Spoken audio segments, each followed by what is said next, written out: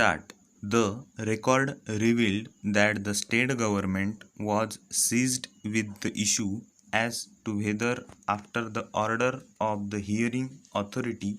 dated 25/4/2008, publication of the modified scheme was required as per law or not, but no final decision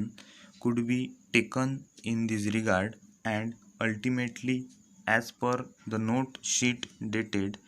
31/5/2013, the state government proposed to cancel withdraw the proposal for modification of the scheme dated 5/8/2005, but no final decision could be taken even on this issue, and the matter remained pending awaiting the opinion of the legal remembrancer in the matter. Para. In view of the above discussion, this court is of the view that in the absence of any decision of the state government approving the modified scheme dated 5/8/2005 as envisaged under section 102 of the Act 1988, as per the dictum in Rashid Javed's case supra, the route in question continues to be a notified nationalized route in respect of which the state transport undertaking and the persons mentioned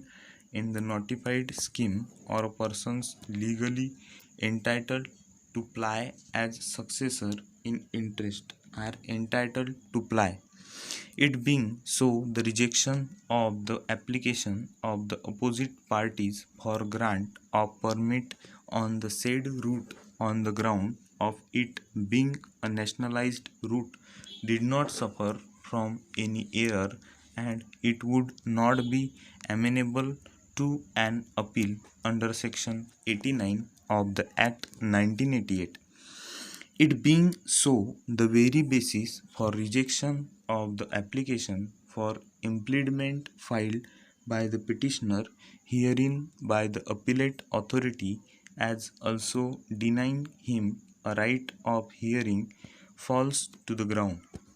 The remedy was by way of a revision under section 90 of the Act 1988, and under the proviso to section 90, no order could be passed in such revision unless the person who would be prejudiced by such order or given a reasonable opportunity of being heard. Had the private opposite parties filed such a revision, the revisional court would have considered the question of locus standi. Para. Suffice it to say that a specific assertion has been made in the paragraph 4 of the writ petition that the applicants and their predecessors in interest were permitted to ply the vehicle on the route in question as per the scheme notified,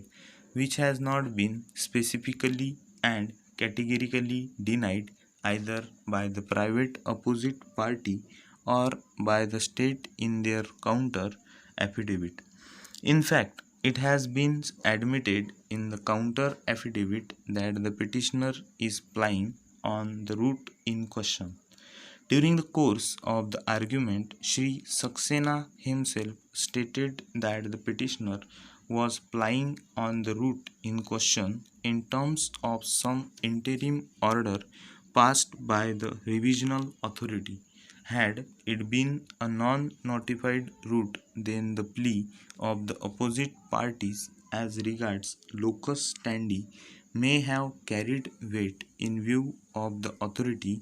cited by them, but it being a notified route, it cannot be said that he does not have any locus standi to maintain this petition. Over.